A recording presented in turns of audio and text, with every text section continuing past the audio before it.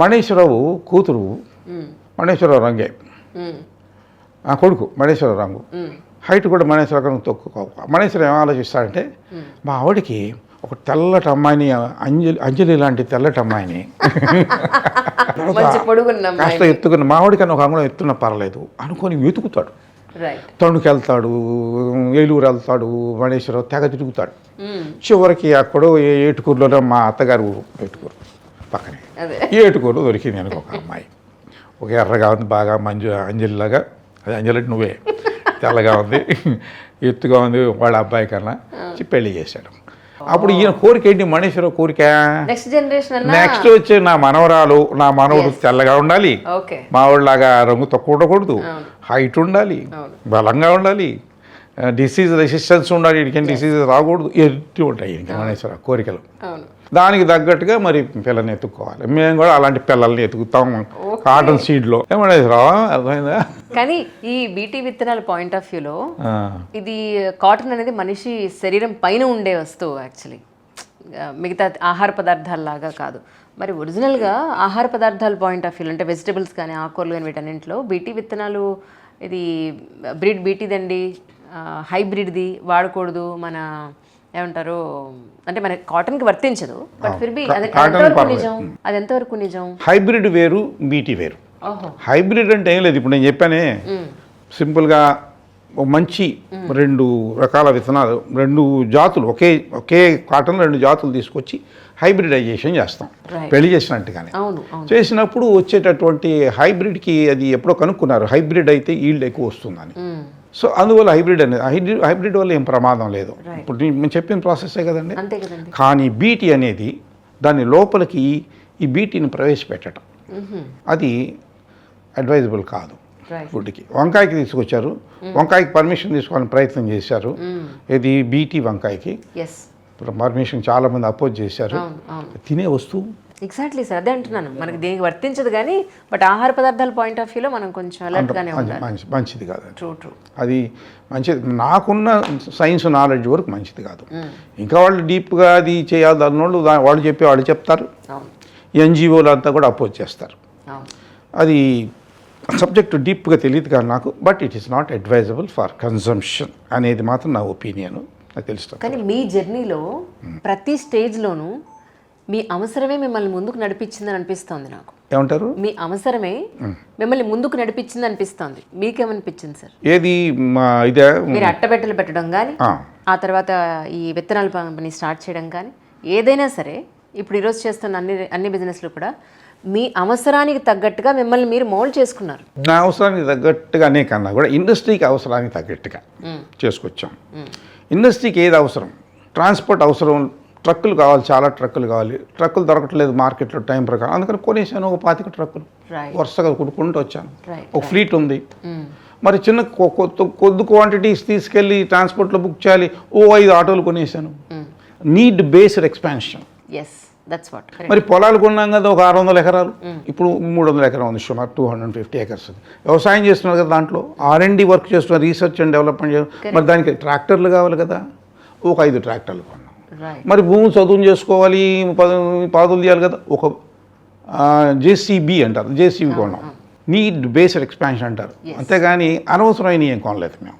తర్వాత అందరూ బయటకి ఇన్ని ఫ్యాక్టరీలు ఉండి ఇంత మెషినరీ, ఆటోమేటిక్ మెషినరీ ఉంటే ఇది తీసుకెళ్ళి గుంటూరులో అని బాగు చేయించుకోవాలన్నా, ఏమైనా తయారు చేయించుకోవాలన్నా, గుంటూరులో అంత టెక్నాలజీ ఉన్న కంపెనీలు ఏం లేవు, వర్క్షాపులు లేవు. అందుకని నేనే workshops, mechanical engineering workshop start చేసుకున్నాను. నీడ్ బేస్డ్ మొత్తం అన్ని మెషిన్లు వాళ్ళు రిపేర్ చేస్తారు, ట్రాలీలు చిన్న చిన్న మెషిన్లు కూడా తయారు చేస్తారు మా వాళ్ళు.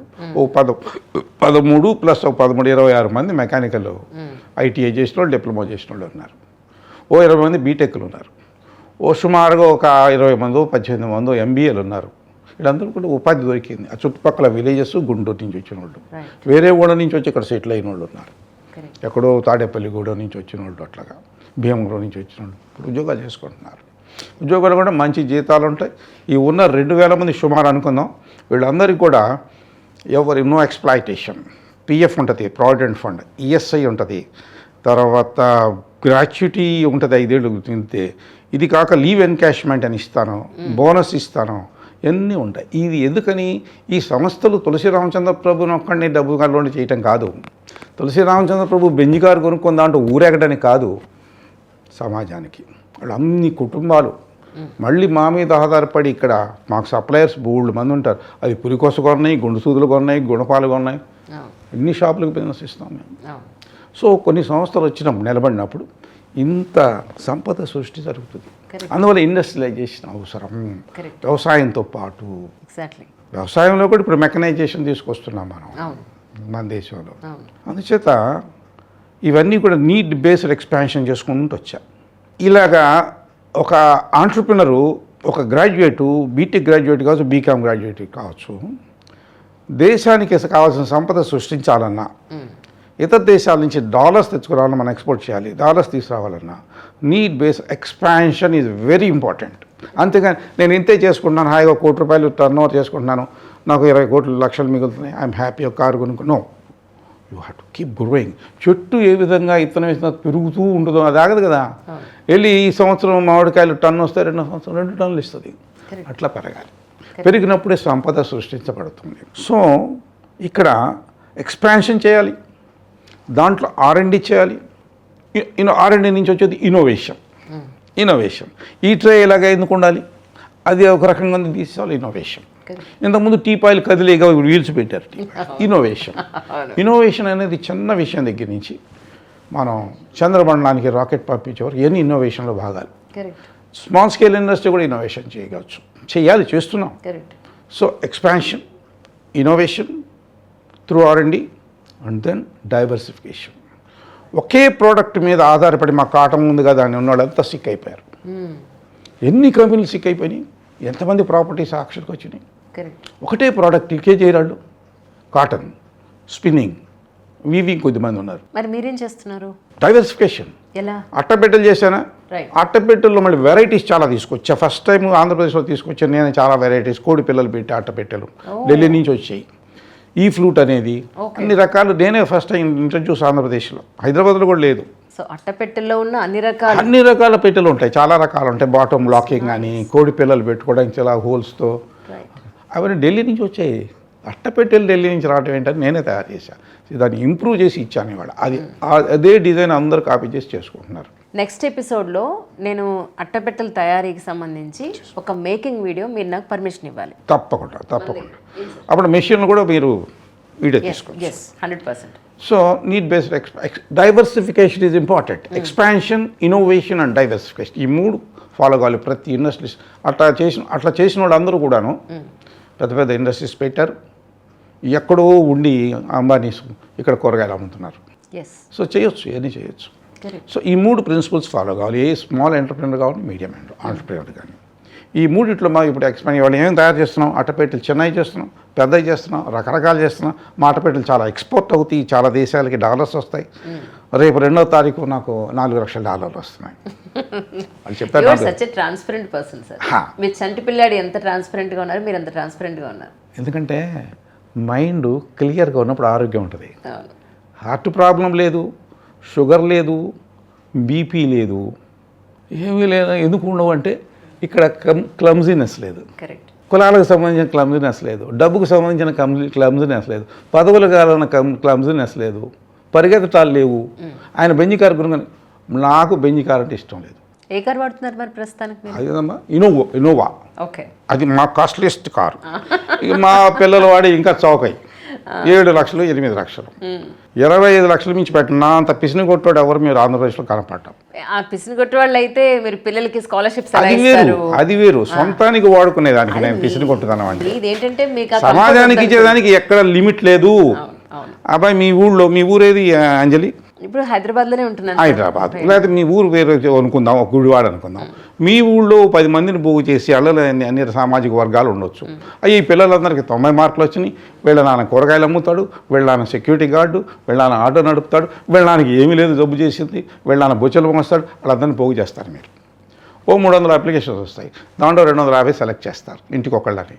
250 మంది కలిపి తలా 5,000, 4,000, 6,000 ఇచ్చామనుకోండి. ఇంజనీరింగ్ కావచ్చు, ఇంటర్మీడియట్, హైయర్ స్టడీస్ ఉన్నాయి. వేస్తే ఎంత అవుతుంది? సుమారుగా మీకు 12 లక్షలు కావాల్సి వస్తుంది. మీరే ఆర్గనైజ్ చేశారనుకోండి, 12 లక్షలు 6 లక్షలు మీరు అక్కడ పెద్దల దగ్గర కలెక్ట్ చేయాలి. నేను 6 లక్షలు ఇస్తాను.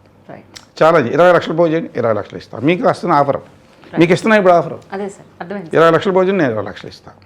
ఛాలెంజ్. నెక్స్ట్ జనరేషన్స్కి ఉపయోగపడుతుంది. హైయెస్ట్ చేసిన రాజోళ్ళు 11 లక్షలు చేశారు, నేను 11. తెనాలోళ్ళు 10 లక్షలు చేశారు, 10 లక్షలు. 32 ఊళ్ళల్లో ఇచ్చారు. విశాఖపట్నం నుంచి పొరుదుటూరు వరకు, తిరుపతి వరకు 32 ఊళ్ళు ఎప్పటివరకు కావాలి. ఎలాంటి స్టూడెంట్స్ క్రైటీరియా ఏంటి సార్? ఎలాంటి వాళ్ళకి? 10th క్లాస్లో 80% మార్కులు అబవ్ వచ్చి ఉండాలి, పేదవాడు ఉండాలి, కులం ఏ కులమైనా పర్లేదు, ఏ మతమైనా పర్లేదు, పేదవాడు ఉండాలి కండిషన్, మార్కులు 80% అబవ్ ఉండాలి. ఈ రెండే కండిషన్ క్రైటీరియా. పర్ఫెక్ట్. నేను ఒక్కడే ఇచ్చాను ఇంత మొట్టమొదటి తెలియక, తర్వాత మీరు కూడా చేయండి అని చెప్పాను. సో మీరు అంత పెడితే నేను అంత, రైట్. మీరు 2 లక్షలు పోయి చేసినా నేను 2 లక్షలు, మంగళగిరి వాళ్ళు 4 లక్షలు పోయి నేను 4 లక్షలు ఇచ్చాను, రాజోళ్ళు 11 చేసినా నేను 11 ఇచ్చాను. 20 చేయండి కానీ 20 ఇస్తానని చెప్తున్నాను. No limit for this. కానీ నా సొంత ఖర్చులు, నా కుటుంబం ఖర్చులకు వస్తే చాలా లిమిట్ ఉంటుంది. నాకు అర్థమైంది. మీ ఇల్లు సింప్లిసిటీ చూసినప్పుడే నాకు అర్థమైంది. మీ స్థాయిలో ఉన్న వాళ్ళు ఎవరైనా ఈ పాటికి నెక్స్ట్ లెవెల్లో కట్టేసి ఉండేవాళ్ళు. ఎంతకాలమో క్రితం ఇదే ఇంట్లో మీరు ఉంటున్నారంటే మీ సింప్లిసిటీ గుమ్మలోనే నాకు అర్థమైంది. 95లో చేయండి అంటే దాదాపు 29 ఏళ్ళు అయింది. అప్పుడంతా 23 లక్షలు అయింది కట్టడానికి. ఇప్పుడు చాలా అయిపోయింది అవుతుంది. కానీ లగ్జరీకి లిమిట్ లేదు Anjali. No limit for luxury. ఎందుకంటే చెప్పాను కదా, బఫూన్తో సమానం ఈ డబ్బు గల వాళ్ళు. కరెక్ట్. అందరినీ వాళ్ళు నన్ను తిట్టుకోమని నా ఇప్పుడు ఇది చూసి నన్ను తిట్టుకోమని నాకేం అభ్యంతరం లేదు. I don't bloody care damn. దేశాన్ని ఎవడో కేర్ చేయను, నేను ఎందుకు కేర్ చేయాలి? దేశాన్ని పట్టించుకున్నట్టు నేను గౌరవించాలా? నువ్వేదో అనుకున్నావు నేను బాధపడాలా? నాకేం పని అన్నవే. ఇందాక ఒక మాట అన్నావు అంజలి, నువ్వు ఏమన్నావు?